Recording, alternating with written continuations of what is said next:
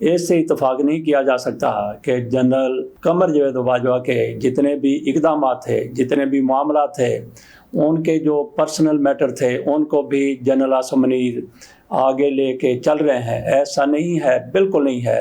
تو باقی جنرل عاصم منیر پر تنقید بھی ہو رہی ہے۔ ہر پارٹی اپنی نقطہ نظر سے کسی بھی جرنیل کے بارے میں، آرمی چیف کے بارے میں ایک رائے قائم کرتی ہے۔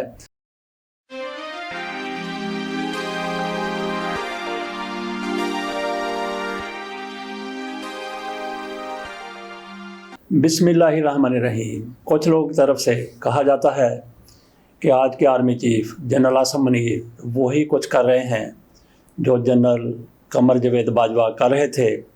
یہاں سے انہوں نے معاملات کو چھوڑا تھا، وہیں سے جنرل عاصم منیر کی طرف سے آگے بڑھایا گیا۔ اس میں بھی کسی شک کی کوئی گنجائش نہیں ہے کہ بہت سے معاملات جنرل باجوہ نے جہاں پہ چھوڑے تھے وہیں سے جنرل عاصم منیر کی طرف سے آگے بڑھائے گئے ہیں۔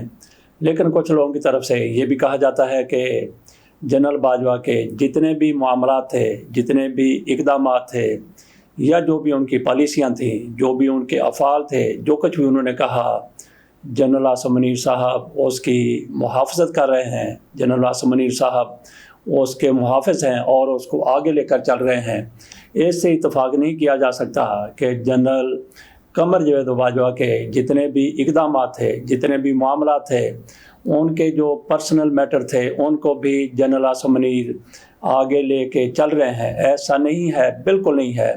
بہت سے معاملات جو فوجی حوالے سے ہیں، جو عسکری حوالے سے ہیں یا پالیسیوں کے حوالے سے ہیں، اس میں تو جنرل عاصم منیر وہی کچھ کر رہے ہیں جو جنرل باجوہ کی طرف سے کیا گیا تھا۔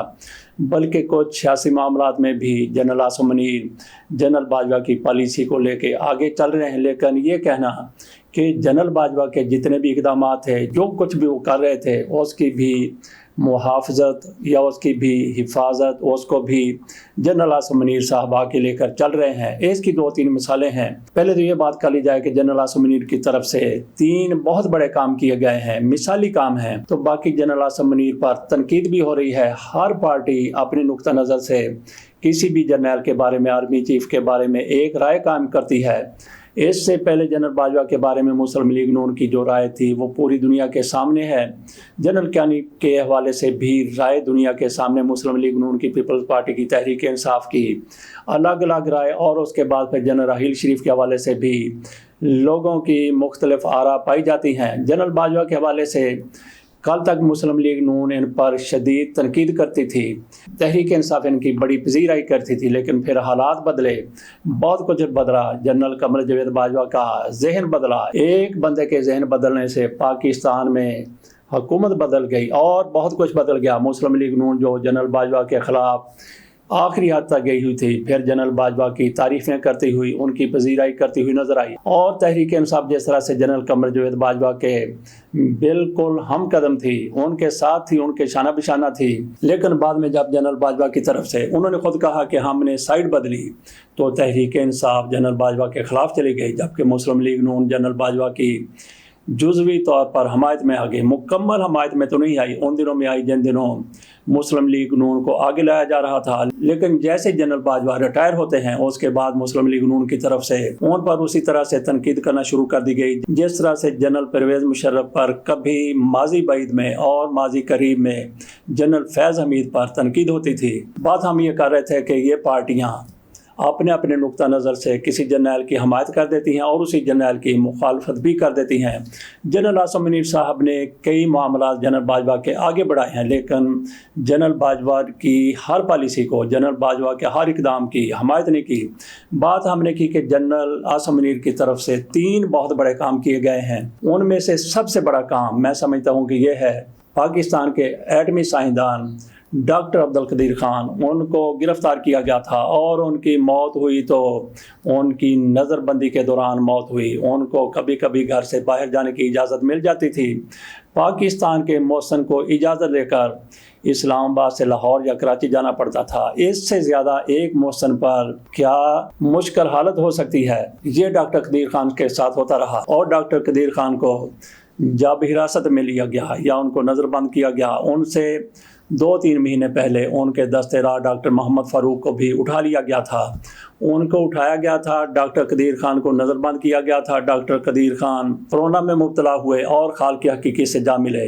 इसके बाद भी डॉक्टर मोहम्मद फ़ारूक, जो डॉक्टर अब्दुल कदीर खान की हिरासत में लिए जाने से 2-3 महीने पहले उठा लिए गए थे, वो बदस्तूर नज़रबंद रहे। और उनकी नज़रबंदी कब ख़त्म हुई है? पिछले साल 2023 में डॉक्टर मोहम्मद फ़ारूक की नज़रबंदी ख़त्म हुई है। ये नज़रबंदी किसने ख़त्म की है?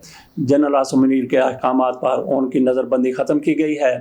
अंदाज़ा कर लें कि उनको कब गिरफ़्तार किया गया था। 2002 में उनको गिरफ़्तार किया गया और वो अपने घर पर नज़रबंद रहे और उनकी नज़रबंदी जनरल आसिम मुनीर के अहकामात पर ख़त्म हुई है गुज़श्ता साल।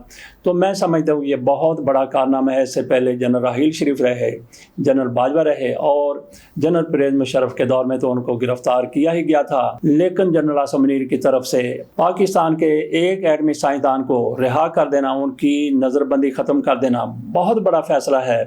अगर जनरल आसिम मुनीर पहले आर्मी चीफ बन जाते तो यकीनी बात है कि डॉक्टर अब्दुल कदीर खान वो भी रिहा हो जाते, उनकी नज़रबंदी भी ख़त्म हो जाती।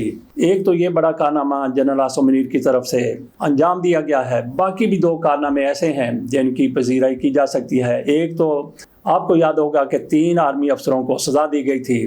ब्रिगेडियर राजा रिजवान को सजाए मौत दी गई थी और उनको फांसी पर लटका दिया गया था। इसके साथ साथ general lieutenant general Javed Iqbal को उम्र कैद की सज़ा सुनाई गई थी।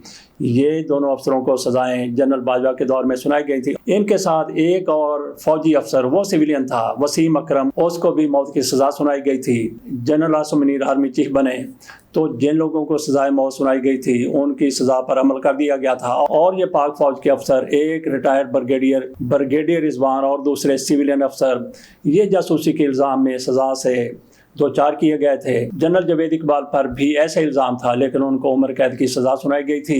जनरल आसिम मुनीर की तरफ से जब वो आर्मी चीफ बनते हैं तो इनकी सज़ा ख़त्म कर दी गई।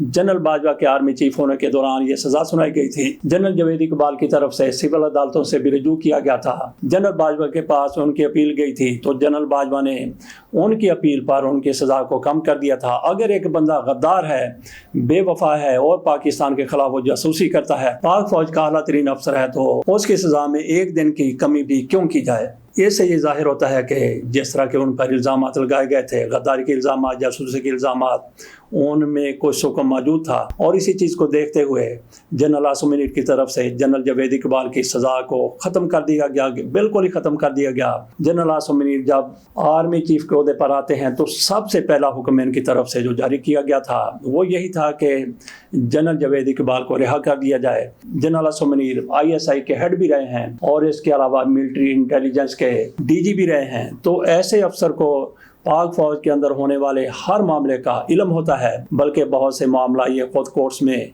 मिलिट्री कोर्ट्स में ले जाते हैं। जनरल आसिम मुनीर से ज़्यादा जनरल जावेद इकबाल की कैद के बारे में, उन पर इल्ज़ामात के बारे में और जिस तरह से उनका ट्रायल किया गया और कोई अफसर नहीं जान सकता।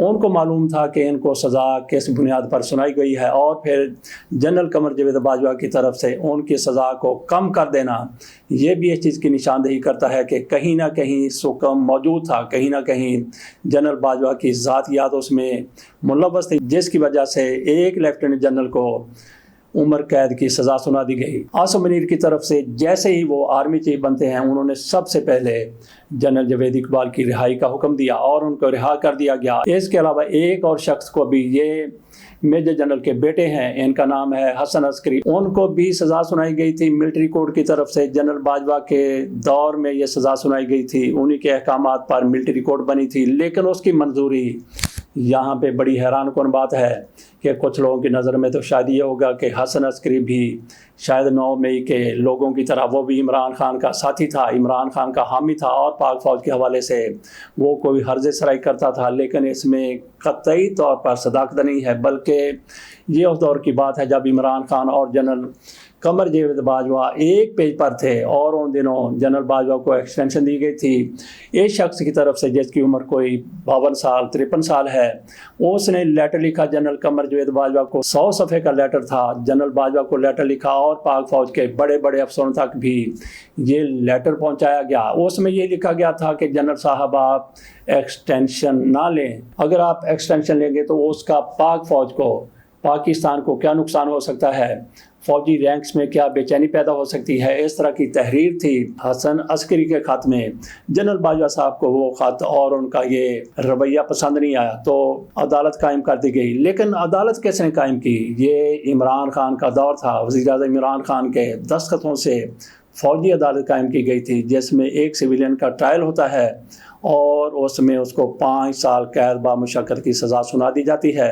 حسن عسکری کو اکتوبر 2020 میں سزا سنائی گئی تھی جو اب تک بھی جاری ہونی تھی، لیکن گزشتہ سال جون میں جنرل عاصم منیر کی طرف سے اس سزا کا خاتمہ کر دیا گیا۔ اس سزا کو بھی جو مزید رہتی تھی اس کو ختم کر دیا گیا، اس کو معاف کر دیا گیا۔ اس سے آپ اندازہ کر سکتے ہیں کہ جنرل عاصم منیر جنرل باجوہ کے ہر اقدام کی حمایت نہیں کر رہے، ہر اقدام کو تحفظ نہیں دے رہے۔ بہرحال جو پاک فوج کے حوالے سے پالیسیاں ہیں، وہ جنرل باجوہ کی آج بھی بہت سی پالیسیاں جاری ہیں جن سے اختلاف کیا جا سکتا ہے اور عام اور خاص لوگوں سے اختلاف کرتے رہتے ہیں۔ جنرل عاصم منیر کے 3 بڑے کارنامے آپ کے سامنے رکھے۔ اور ناظرین، جنرل باجوہ کے دور میں ہی ارشد شریف کی موت ہوئی تھی کینیا میں، اور الزام لگایا جاتا ہے کہ ان کو قتل کیا گیا ہے۔ ارشد شریف کی والدہ کی طرف سے FIR درج کروانے کی کوشش کی گئی جس میں جنرل باجوہ کا نام بھی موجود تھا۔ جس طرح ہم نے کہا کہ جنرل عاصم منیر جنرل باجوہ کے ہر اقدام کو تحفظ نہیں دے رہے، ان کی ہر پالیسی کو آگے لے کر نہیں چل رہے، تو ارشد شریف کو کہا جا رہا ہے کہ جنرل باجوہ کے احکامات پر اس انجام سے دوچار کیا گیا تھا۔ تو اس حوالے سے جنرل عاصم منیر کی طرف سے کوئی ایکشن کیوں نہیں لیا جا رہا؟